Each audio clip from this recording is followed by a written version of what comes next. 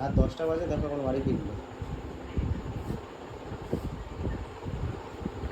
আর আমাকে ঘরে রেখে ছিল।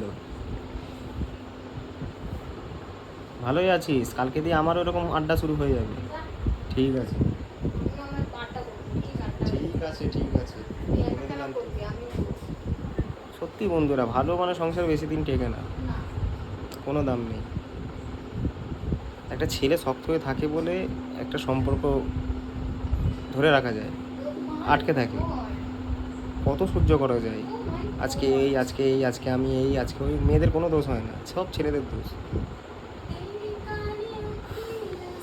এদের মনে কোনো চিন্তা নেই, এদের কি আমরা চলে যাবো আর একটা চলে আসবে, এটা বাস্তব। লজ্জা নেই, এদের স্বামী মরে গেলেও এদের কোনো যায় আসে না এইসব মেয়েদের।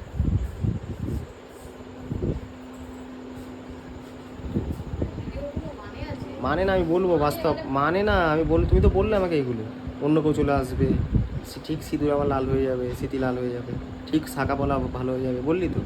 আর আমি ছেলের মন, শোন আর কি ঠাট্টা অনেক করি কিন্তু এগুলো ওভার হয়ে গেছে, তুই আমাকে লাথি মেরেছিস, এগুলো ওভার হয়ে গেছে, এগুলো ওভার হয়ে গেছে। এটা ছেলের মনের কষ্ট তোরা বুঝবি না। তোর সাথে এমনিও থাকবো না, আমরা কাজ করি, আমরা সেই পয়সা কামাই, শুধু তোর সাথে থাকবো না। তোদেরকে খাওয়ানোর জন্য আমরা সেটা ভাবি যে আমি বউকে কী খাওয়াবো, সংসারটা কী করে চালাবো। আর তোরা দুটো পয়সা মানে চলে আসলে তখন বরকে ভুলে যাস, নিজের এইটা কিনবো ওইটা কিনবো। ওই আমার জন্য তো কিছু আনলি না। কই আমি এনেছি আমার জন্য কিছু? আমি আমি কিনে এসেছো? কি কিনে এসেছি? ফুচকা খেয়েছি, আর কি খেয়েছি? ইচ্ছে হলো একটা ফুচকা বানা যাবে। ওরে বাবা, মেরো হাতে করে একটা ফুচকা নিয়ে আসবো তোমার জন্য? তো নাটকের কথা রাক্ষসী কথাকার। তুই আমার মতন পেয়েছিস আমি বলে বেঁচে গেছিস। দরকার নেই। আর কি বলবো, দেশ শুয়ে মরে যাওয়া ভালো থেকে।